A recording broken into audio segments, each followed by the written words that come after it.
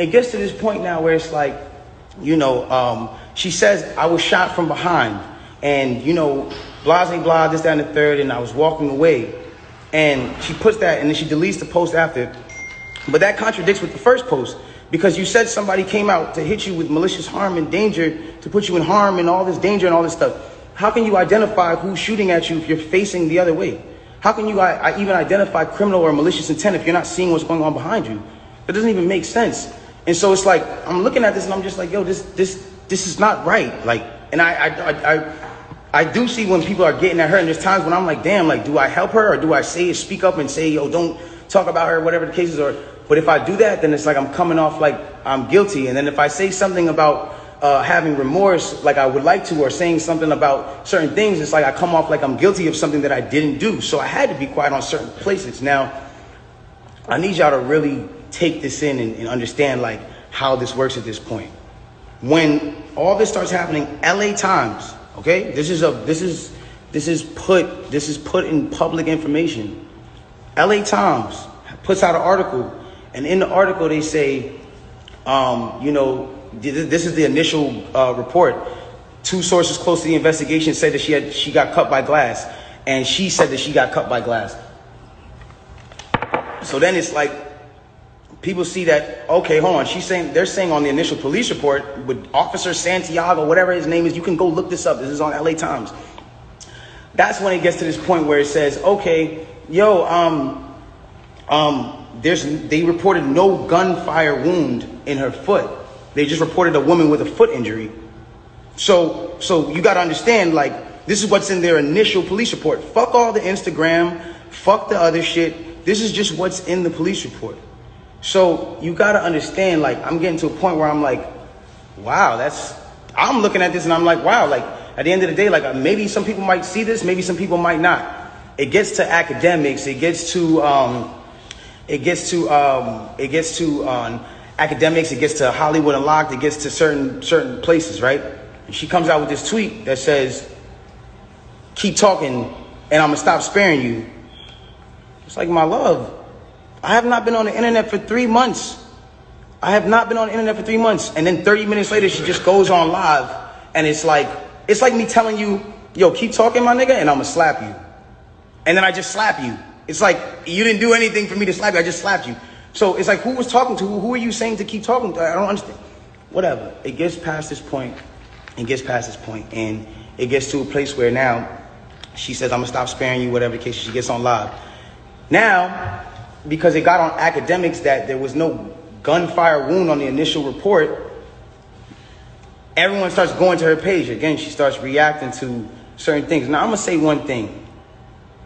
I'm not getting mad at her or whatever it is, because I understand that she is dealing with a lot. Like, when it comes down to, you gotta understand, she lost both of her parents, and I do sympathize with that. I lost my mother, and when I lost my mother, I realized one thing.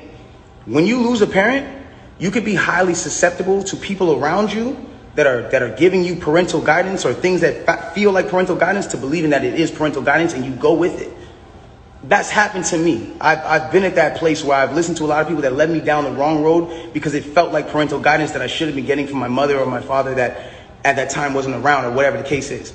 So now it gets to this point now, whatever the case is, boom, she comes out and she goes, listen, you guys and all this extra shit, this nigga keep talking about me. And I'm in the back, I'm over here watching this like, yo, what did I say? I didn't say nothing. I said nothing to you. It's nothing. This nigga keep talking about me, bro. And so, you know what? Now we just gonna do it. This nigga Tory shot me, bro. This nigga shot me. He shot me. She gets into it. This nigga shot me. She starts breaking down the story. And I want y'all to pay close attention to how she breaks down the story. Okay? Really pay close attention. She breaks down the story and she says, yo, I'm arguing. I'm in the car. I'm arguing with this nigga. I'm tired of arguing with this nigga. We get into a heated argument. I'm tired of arguing with this nigga. I get out the car. This nigga get out the car, and he starts shooting me. For no reason, he starts shooting me. So boom, then the cops pull us over and da-da-da-da. Hold on, let's take the first facts back for what she just said. So you mean to tell me that you're in a car with a person and this person is arguing with you. This person has gotten you to a place of like, yo, I don't even want to be around you. Like, I'm above this. I'm out of here. You get out of the car because the heated argument is so heated. And then this person gets out and shoots you in both of your feet. And you jump back in the car?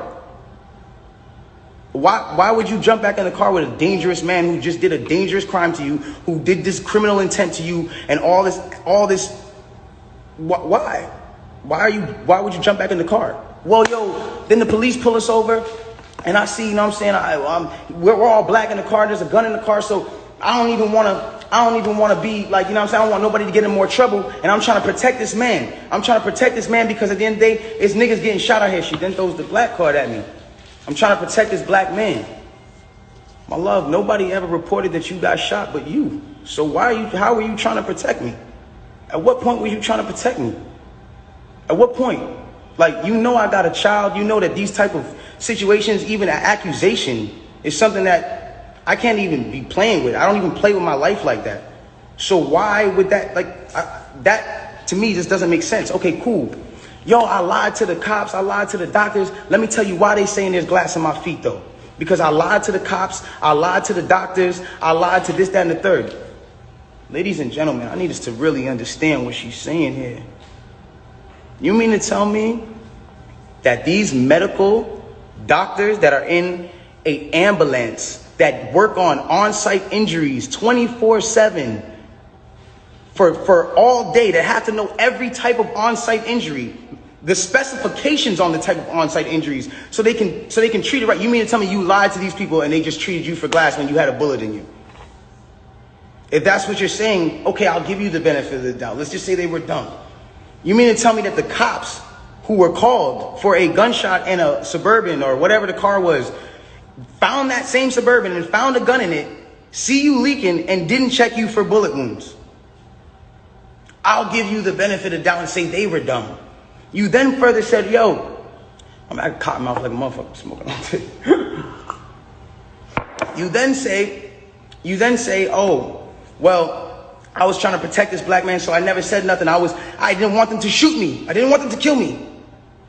Okay, but when me and Kelsey and Quan were over there being questioned, you were in a stretcher. No one is going to shoot you in a stretcher. You had plenty of time to tell the cops that you were in danger. You had plenty of time. I'm not protecting somebody who just heinously shot me after a conversation that we just had. My mind is not on protecting you. I'm bleeding from my feet. I'm thinking about protecting my own life and I'm in danger. Why would you not say that with 2 feet bleeding from 2 bullet holes, from what you're saying? I don't understand that. And then there's this whole narrative of, you know, like, I didn't want to put this black man on you know, I didn't want to get him in trouble. Like, you know what I'm saying? I'm protecting this man and he keeps talking. And so now, you know, he keeps getting his media team to start doing certain things to make me look incredible and to smear me. And to make him look good and to make it look like I'm not. Hold on. Ladies and gentlemen, have I been around in the last 3 months saying anything? Have you seen in the last 3 months one article that made me look good during this? One? Have you seen it? You haven't seen it nowhere. Because at the end of the day, my PR team is not out here playing with my jeopardy of my life and freedom. Y'all are doing this for the internet. This is my life. I'm the only person with the case. So at the end of the day, when you sit here, y'all, like, I'm not going to jeopardize my son. Even if I know, regardless of what I know, it will come to light, and the truth will come to light. And no issue with that. I have no issue with that. But I need y'all to understand, like, I'm a human being, bro. Like, this shit hurts, bro. Seeing my friends, people that I had on quarantine radio, be people that were just like my real, like, at least people I thought were my friends, like people I thought were like cool people, like, you know what I'm saying? And it's like, yo, everybody just shunned me. I showed everybody love at the top of the year. Everybody was on quarantine radio, hee hee ha ha ha. And the second y'all have an accusation, not even evidence, niggas just come bash me. I'm somebody who just, I don't get a say. Then I understand. Sometimes the way I move is unconventional, you know? And I came to a place where I was dealing with so much just talk and heat and just people coming at me that I made music. Because I was like, this is how I can speak through what I gotta do. This is how I can, we get so mad about artists making songs about the same thing, money, chains, and cars. So when a nigga comes out and says his true passion, puts his true heart, his emotions, the pain that he's dealing with his baby mother, his child, when a nigga goes and does that and pours his emotion into the tape, or what, he wrong? I'm wrong? I get shunned off. They took me off of every single playlist. They took me off of every playlist. They didn't want my story to come out. They didn't allow my story to come out because it came off insensitive. I came off insensitive to people. Now I want to speak on this. I don't ever want anybody to ever think that I've been insensitive to Breonna Taylor. I marched 9 days straight in Miami for her and George Floyd. I would never, bro, I've mourned this woman as well. And everyone said, listen, we're mourning a black woman today and you dropped an album? How dare the disrespect? Guys, let's bring this back. That day that I dropped that album, my mom, that was her birthday. And that was also the day she died. So I was also mourning a black woman.